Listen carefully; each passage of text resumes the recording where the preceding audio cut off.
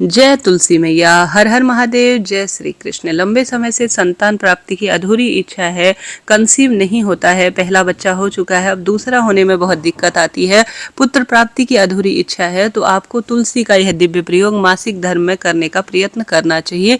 बहुत दिव्य उपाय है। ज्योतिष और आध्यात्मिक दोनों दृष्टिकोण से तुलसी का इतना महत्व है और इसका चमत्कारी परिणाम देखा गया है। आप सभी जानते होंगे, शास्त्रों में लिखा गया है, महाप्रसाद जननी सर्व सौभाग्यवर्धिनी आधि व्याधि हरा नित्यम तुलसी त्वम नमोस्तुते। अर्थात हे भक्ति का प्रसाद देने वाली माँ, सौभाग्य देने वाली माँ, मन के दुख और शरीर के रोग को दूर करने वाली तुलसी माता, आपको हमारा बारंबार प्रणाम है। स्पष्ट रूप से यहाँ पर वर्णन मिलता है कि तुलसी माता शरीर के रोग, मन के दुख को दूर करने वाली है और सौभाग्य बढ़ाने वाली देवी कही गई है। यह हरि प्रिया है, अर्थात माँ लक्ष्मी की साक्षात स्वरूप है। ऐसे में संतान की लंबे समय से आपकी अधूरी इच्छा पूर्ण करने के लिए और दुख, विकार, शारीरिक कष्ट दूर करने के लिए माँ तुलसी सदा सर्वदा भक्तों के लिए घर घर में विराजमान है। जिसके घर द्वार पर तुलसी रोज पूजित होती है, द्वार पर दीपक लगता है, उस घर में असमय काल भी प्रवेश नहीं करता, ऐसा शास्त्रों में वर्णित है।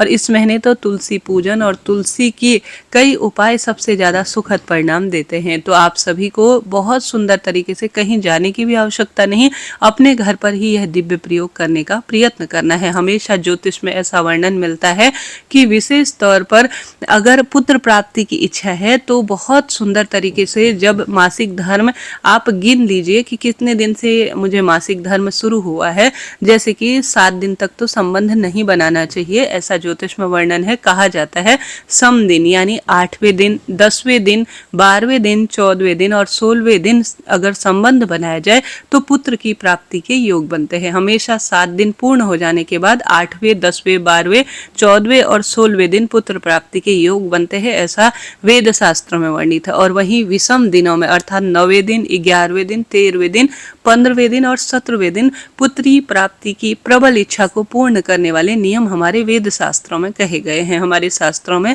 सभी चीजों का अपना एक वर्णन है। ऐसे में तुलसी भी आयुर्वेदिक दृष्टिकोण से और जो है वैज्ञानिक और भक्तिपूर्ण हर कार्य की सिद्धि के लिए सब तरह से सुखद अनुभूति देने वाली होती है। तुलसी के कई दवाइयां भी आयुर्वेद में वर्णित है, आप जानते होंगे। ऐसे में शारीरिक कोई रोग है जिस कारण से कंसीव नहीं हो रहा है या वंश वृद्धि की अधीर इच्छा है, तो यह कार्य आपको सिद्धता के रूप में पूर्ण करने में सहायक होगा।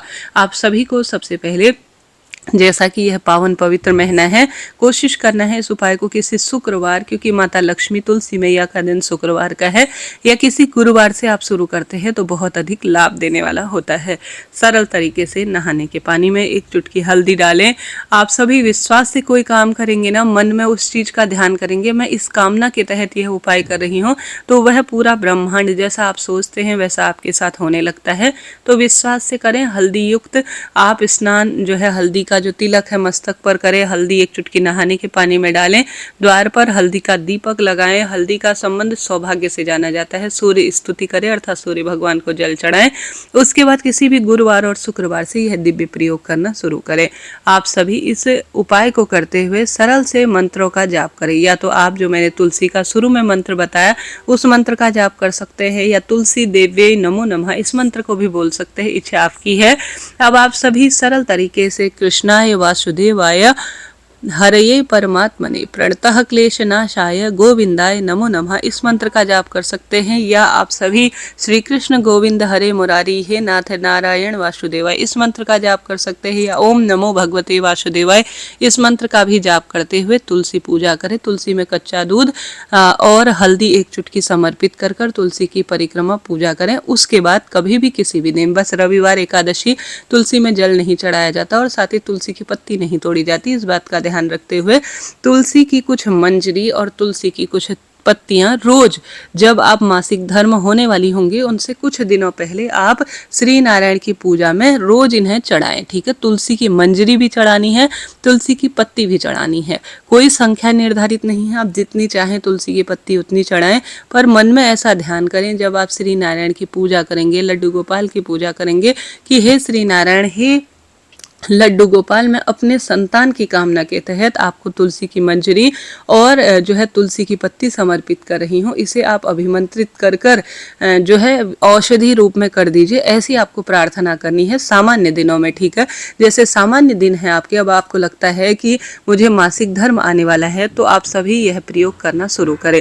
इसमें आप 5 दिन कर सकते हैं, 7 दिन कर सकते हैं, 11 दिन भी कर सकते हैं। प्रभु जी की पूरी तरह से आप पूजा करें, तुलसी के पत्ते उन्हें मंजरी के साथ समर्पित करें। कितनी भी संख्या रख सकते हैं। सुबह मंजरी और तुलसी की पत्ती समर्पित करें और पूरे रात भर रखें, और दूसरे दिन इन्हें किसी कागज या डब्बे में उठाकर आप रख लीजिए। यह प्रक्रिया आपको 5 या 7 दिन दोहरानी है। विधि विधान से पूजन करें और पूरे रात दिन रखें मंदिर में, श्री नारायण के समक्ष इस बात का ध्यान रखें। और दूसरे दिन इसे उठाकर किसी डब्बी, किसी कागज या किसी थैली में इकट्ठा कर कर रख लीजिए, ठीक है। यह अभिमंत्रित तुलसी है, अभिमंत्रित मंजरी है, जो कि आपने विधि विधान से तुलसी पूजन, तुलसी में दीपदान, परिक्रमा के बाद प्रभु जी को चढ़ाई है और साथ के साथ इसे प्राप्त कर लिया है। अब यह तुलसी थोड़ा बहुत सूख सी जाएगी या किसी न किसी स्वरूप में जो है मुरझा सी जाएगी। आपको यह प्रक्रिया 5, 7 या 11 दिन लगातार ही करनी है, चढ़ानी है। पूरा दिन रात जो है श्री नारायण के समक्ष प्रस्तुत कर कर अपने पास डब्बे में रख लेनी है, ठीक है। साथ के साथ संभव हो तुलसी की लकड़ी का दीपक, जो कि हवन समान माना जाता है, श्री नारायण के समक्ष इन दिनों आप सभी जितने दिन यह उपाय करेंगे, रुई या कलावा में लपेटकर घी में डुबोकर आपको प्रज्वलित भी श्री नारायण के सम्मुख या बाल गोपाल के सम्मुख जरूर प्रस्तुत करनी है। संभव हो तो तुलसी की लकड़ी को किसी पत्थर पर गंगा जल के साथ घिसकर हरिचंदन भी बनाकर उसे श्री नारायण को लगा देते हैं। तो शास्त्रों में वर्णित है, स्कंद पुराण, विष्णु पुराण में वर्णन आया है कि श्री नारायण को यह वस्तु बहुत प्रिय है। जो भी उन्हें तुलसी की लकड़ी का हरी चंदन बनाकर श्रृंगारित करता है, प्रभु जी उसे गले जरूर लगाते हैं।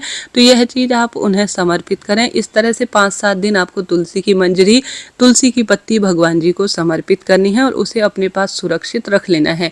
रखने के बाद आप सभी को यह प्रसाद मासिक धर्म के प्रथम दिन से, जब आपका मासिक धर्म प्रथम दिन हो, तुलसी की पत्ती और मंजरी को अपने घर पर किसी भी जो है बर्तन में, चाहे तो स्टील का हो चाहे तो कांच का बर्तन हो, जल के साथ आपको भिगा देना है, ठीक है। इसको आप औषधि रूप में रोज 5 दिन तक पिए, ठीक है। जितने दिन आपका मासिक धर्म हो, 5 दिन, 7 दिन, और शारीरिक संबंध बनाने से पहले भी इस तुलसी की पत्ती और मंजरी को आपको पी लेना है, ठीक है। यह प्रक्रिया आपको 5-7 दिन चढ़ाना है प्रभु जी पर, और मासिक धर्म के बाद प्रसाद स्वरूप आपको मासिक धर्म में औषधि स्वरूप ग्रहण भी कर लेना है। और मन में ध्यान करना है जिस चीज के निमित्त आप कर रहे हैं। जैसे आपको संतान चाहिए, आपको पुत्र चाहिए या पुत्री चाहिए, वही आपको ध्यान करना है, वही मन में कल्पना करनी है।